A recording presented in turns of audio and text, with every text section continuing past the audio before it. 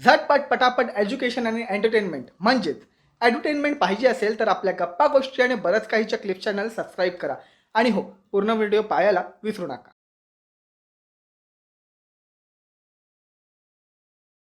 जेव्हा तुम्ही तुमच्या करिअरची सुरुवात केलीत म्हणजे जॉबपर्यंत तर व्यवसाय हा म्हणजे जॉब बोलला तर तुमचा एक करिअरच झाला तो. राईट. मग ते जेव्हा तुम्ही नवीन नवीन जेव्हा जॉबमध्ये आलात हां हां. तर काय काय असं तुम्हाला प्रॉब्लेम फेस करायला भेटले?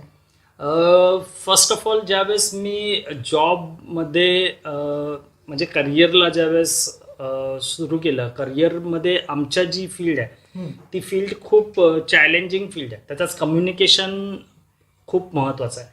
कम्युनिकेशन नसेल तर तो व्यक्ती काहीच करत नाही. कारण क्लायंटशी कम्युनिकेट करणं, आपले जे कलिग्स आहेत त्यांच्याशी कम्युनिकेट करणं, हे सगळ्या गोष्टी असतात.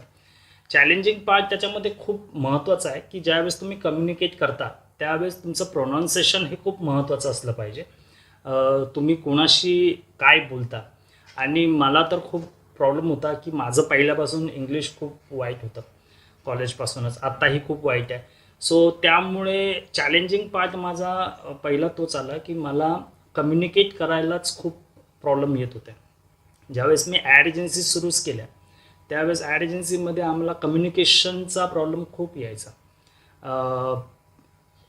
हळूहळू त्याला थोडंसं डेव्हलप करत गेलो आणि चॅलेंज तोच आहे की कम्युनिकेशन ज्यावेळेस मी सुरू केलं त्यावेळेस माझं कम्युनिकेशन खूप वाईट असल्यामुळे थोडंसं मी कम्युनिकेशनकडे लक्ष दिलं.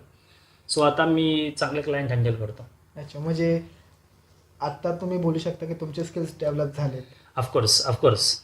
मग असे कुठले कुठले स्किल्स तुम्हाला डेव्हलप करावे लागले त्यासाठी म्हणजे इथपर्यंत पोहोचायसाठी?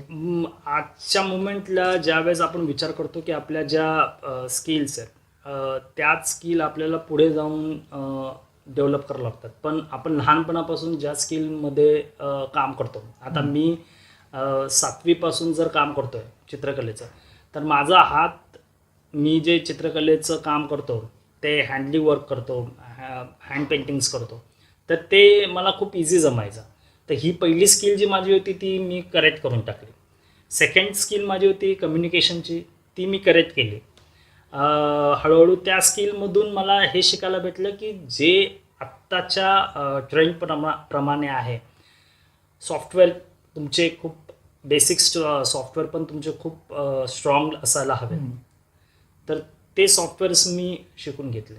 आणि त्याचबरोबर छोट्या गोष्टी ज्या प्रत्येक ठिकाणी तुम्ही बघता डिझायनिंगमध्ये, की डिझायनिंग का आहे, कशा पद्धतीने त्यांचा क्रिएट केलेला आहे, त्यांचा लेआउट कसा आहे, तर हे सगळं तुम्ही ज्यावेळेस एखाद्या पार्टमध्ये या एखाद्या डिझाईन्समध्ये तुम्ही सेट करता त्यावेळेस तुम्हाला ती स्किल आली पाहिजे की त्याचा लेआउट कसा आहे, त्याचे क्रिएटिव्ह पार्ट कसा आहे. एखादं कंपोजिशन ज्यावेळेस तुम्ही सेट करता त्यावेळेस त्याच्या मागे त्या कंपोजिशनचा जो पूर्ण डायग्राम आहे, म्हणजे पूर्ण स्किल आहे, डिझाईन आहे, ती स्किल तुम्हाला आली पाहिजे की त्याचं कंपोजिशन असं तुम्ही का केलं आहे, त्याचं कारण पण तुम्हाला समजलं पाहिजे. विथ कलर्स तुमचे कोणते असले पाहिजे. बरोबर. ब्रँड कलर्स आपण जे बोलतो ते ब्रँड कलर्स हे तर वेगळा पार्ट झाला, पण त्या पोस्टसाठी या जे डिझाईनिंग तुम्ही बनवलं आहे त्याच्यासाठी जे कलर्सचे शेड तुम्ही यूज करता ते कोणत्या पद्धतीने असले पाहिजे हे त्याच्यामध्ये आपण